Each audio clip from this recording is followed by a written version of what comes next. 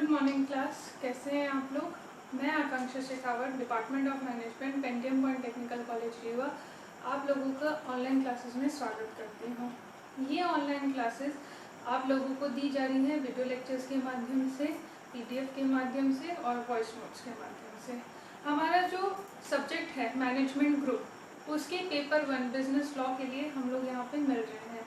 हमारा जो overall syllabus है वो पूरा हो चुका है, हमारे रिवीजन क्लासेस चल रहे हैं। तो इन्हीं रिवीजन क्लासेस के तहत एक बहुत इम्पॉर्टेंट टॉपिक के ऊपर बात करने के लिए आज मैं आपके सामने आई हूँ।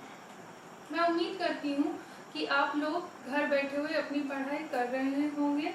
आपको अगर किसी भी तरीके का सब्जेक्ट रिलेटेड कोई भी डाउट है तो उसको आप पूछ सकते हैं। अपने फीडबैक्स प्रोवाइड करिए, आपकी जो भी क्वेरीज है उनको सॉल्व करिए, ताकि आपको सब्जेक्ट से रिलेटेड किसी भी तरीके की अगर कोई भी प्रॉब्लम आ रही है, कोई भी दिक्कत है, तो वो आपकी सॉल्व हो और आपको टॉपिक से रिलेटेड जो आपका क्लैरिटी है वो मिल जाए।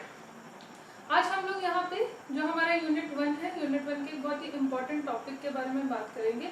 यूनिट 1 में अगर हम लोग बात करें तो इंडियन कॉन्ट्रैक्ट एक्ट आपका बताता है यूनिट 1 को।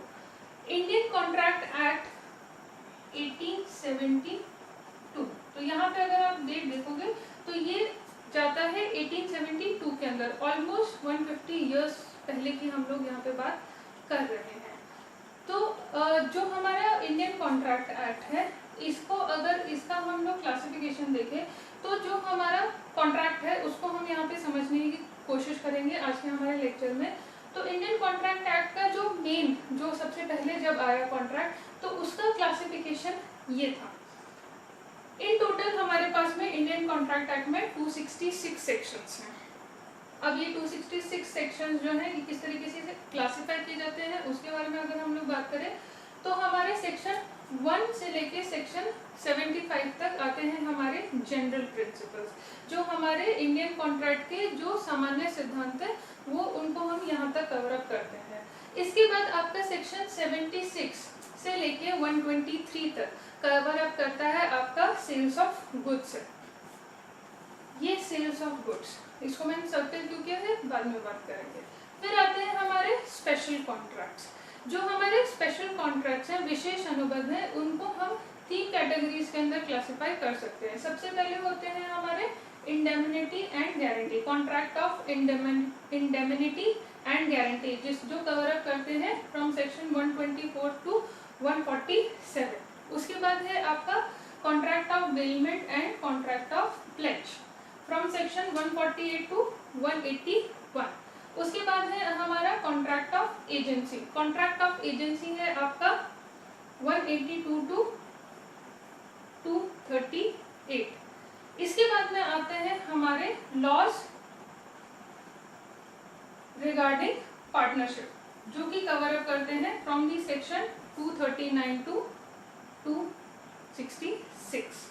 अब यहाँ पे 2 चीजें आपको समझनी जरूरी है। ये जो हमारा एक्चुअल था 1872 का जो हमारा एक्ट था उसके अंदर के प्रावधान है ये और ये, इन दोनों को अब एट प्रेजेंट जो हमारा इंडियन कॉन्ट्रैक्ट एक्ट लागू है उसके अंदर हम इन दोनों को नहीं पढ़ते हैं।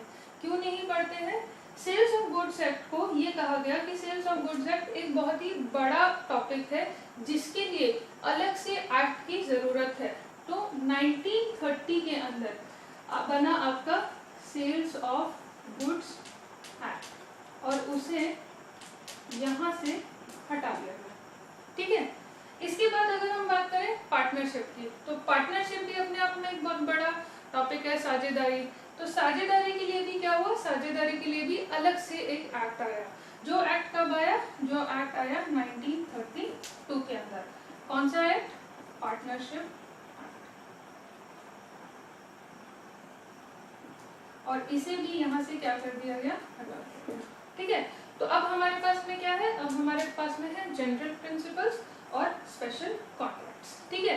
एट प्रेजेंट जो आपका एक्ट है, एट प्रेजेंट आपका एक्ट कवर अप करता है आपके जनरल प्रिंसिपल्स को और हमारे स्पेशल कॉन्ट्रैक्ट्स को। क्लियर है? तो ये बेसिक है कॉन्सेप्ट हमारा। अब हम लोग समझने की कोशिश करते हैं। यहाँ पे जो शब्द है हमारे पास कॉन्ट्रैक्ट, अनुबंध। अनुबंध किसे कहते हैं? तो अनुबंध को समझने के लिए स्टार्टिंग से हम लोग चलते हैं।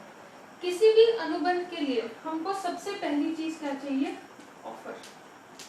ठीक है, इसको मैं यहाँ पे हटा देती हूँ, आप लोगों ने मैं उम्मीद करती हूँ नोट डाउन कर लिया होगा। तो अगर हम लोग बात करें अनुबंध की, तो किसी भी अनुबंध के लिए सबसे पहली चीज क्या होना चाहिए? ऑफर होना चाहिए, प्रस्ताव होना चाहिए। इसको इंग्लिश में एक और शब्द है प्रपोजल। ठीक है, प्रपोजल का मतलब क्या होता है, ऑफर का मतलब क्या होता है? जब एक व्यक्ति किसी भी कार्य को करने के लिए दूसरे व्यक्ति के आगे क्या रखता है? प्रस्ताव रखता है, तो उसे हम क्या कहते हैं? उसे हम ऑफर कहते हैं। अब यहाँ पे ध्यान रखिएगा कि किसी भी अनुबंध को करने के लिए कम से कम हमको कितने पक्षकार चाहिए? 2 पक्षकार चाहिए। दूसरा एक पक्षकार तो ये हो गया जिसने ऑफर दिया, दूसरा पक्षकार कौन होगा? जो कि क्या करेगा? जो कि इस प्रपोजल को एक्सेप्टेंस देगा, स्वीकृति प्रदान करेगा। जब एक व्यक्ति जो कि क्या रखता है? ऑफर रखता है किसी दूसरे व्यक्ति के आगे, और वो दूसरा व्यक्ति उसके ऑफर को क्या कर लेता है? एक्सेप्ट कर लेता है, तो वो क्या बन जाता है? वो बन जाता है वचन, प्रॉमिस। ठीक है, इसके और इसके बीच का वचन। लेकिन अभी तक ये क्या है? यहाँ पे सिर्फ वचन है। अब ये वचन से हमको कहाँ बढ़ना है? कॉन्ट्रैक्ट की तरफ बढ़ना है। तो कॉन्ट्रैक्ट की तरफ हम कैसे बढ़ेंगे? जब एक वचन के अंदर क्या जुड़ जाता है? कंसीडरेशन, प्रतिफल जुड़ जाता है।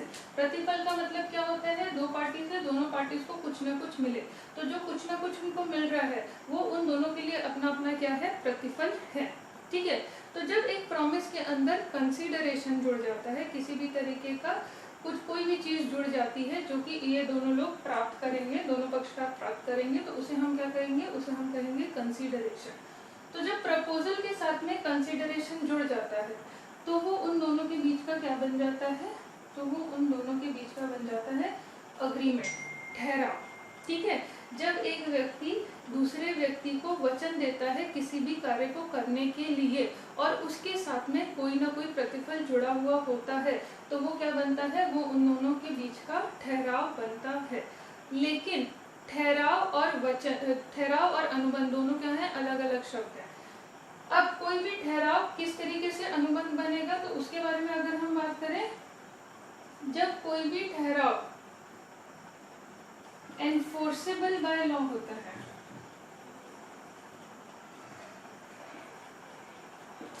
कानून के द्वारा प्रवर्तनीय, ठीक है, जहाँ पे कौन इन्वॉल्व हो जाए? कानून इन्वॉल्व हो जाए, लॉ इन्वॉल्व हो जाए, तो वो क्या आपका क्या बन जाता है? तो वो बन जाता है आपका कॉन्ट्रैक्ट, अनुबंध।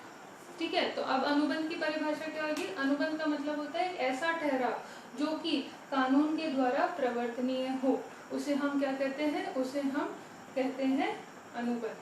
कानून के द्वारा प्रवर्तनीय का मतलब क्या हुआ? अगर मान लीजिए कोई भी अग्रीमेंट 2 लोगों के बीच में हुआ और एक व्यक्ति ने अपने अनुबंध को पूरा नहीं किया, अपने पक्ष को पूरा नहीं किया, तो दूसरा व्यक्ति कहाँ जा सकता है? दूसरा व्यक्ति कोर्ट जा सकता है, और कोर्ट उसमें क्या कर सकता है? हस्तक्षेप कर सकता है, तो वो क्या बन जाता है? तो वो अनुबंध बन जाता है। अगर ऐसा नहीं है, ठीक है, अगर वो कानून के दायरे के अंदर नहीं आ रहा है, तो वो क्या रहेगा? वो सिर्फ ठहराव रहेगा, वो अनुबंध नहीं बनेगा। फॉर एग्जाम्पल, जो भी पारिवारिक अनुबंध होते हैं, पारिवारिक ठहराव होते हैं, ठीक है, इसके अंदर बहुत ही एक फेमस आपका केस लॉ है, कौन सा? क्लास में हम लोगों ने डिस्कस किया था, बेल्फर वर्सेस बेल्फर। ठीक है, बेल्फर वर्सेस बेल्फर का जो केस था, उसके अंतर्गत मिसेस बेल्फर ने मिस्टर बेल्फर के ऊपर केस किया था। किस चीज के लिए? उन्होंने प्रॉमिस किया था उनको कि वो भुगतान करेंगे अगर मिसेस बेल्फर कहाँ रहेंगी? इंग्लैंड में रहेंगे, और वो भुगतान करना उन्होंने बंद कर दिया था। तो मिसेस बेल्फर ने उनके खिलाफ वाद प्रस्तुत किया था, जहाँ पे कोर्ट ने उसे अनुबंध मानने से इनकार कर दिया था। क्यों इनकार कर दिया था?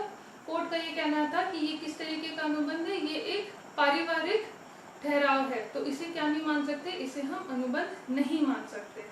ठीक है, तो ये एनफोर्सेबल बाय लॉ नहीं है, इसलिए मिस्टर एंड मिसेस बेल्फर के बीच का जो ये ठहराव था, अग्रीमेंट था, वो क्या है? वो कानून के द्वारा प्रवर्तनीय नहीं था, इसीलिए ये अनुबंध की कैटेगरी में नहीं आता। तो ये केस लॉ जरूर ध्यान रखिएगा, जो कि आपको कहाँ कहाँ काम आएगा?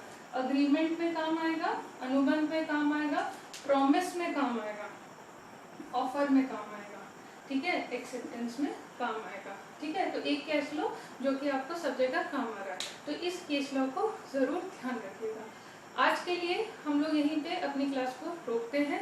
कल हम लोग एक नए टॉपिक के साथ साथ फिर से जुड़ेंगे। अगर किसी भी आपका जो सब्जेक्ट है बिजनेस लॉ का जो पेपर है आपका फर्स्ट पेपर मैनेजमेंट ग्रुप का, अगर उसकी किसी भी टॉपिक से रिलेटेड आपको कोई क्वेरी है और आप चाहते हो कि वीडियो लेक्चर के माध्यम से, ऑनलाइन क्लासेस के माध्यम से हम लोग उसके लिए जुड़े, तो आप लोग अपने जो फीडबैक है वो ग्रुप पे दे सकते हैं। चैनल को सब्सक्राइब करिए और अपने जितने भी सब्जेक्ट रिलेटेड वीडियोस हैं उनको ज़रूर देखिए और रिविजन करते जाइए। Thank you so much students. Be home, be safe और लॉकडाउन 3.A का नियमों का पालन करिए। Thank you.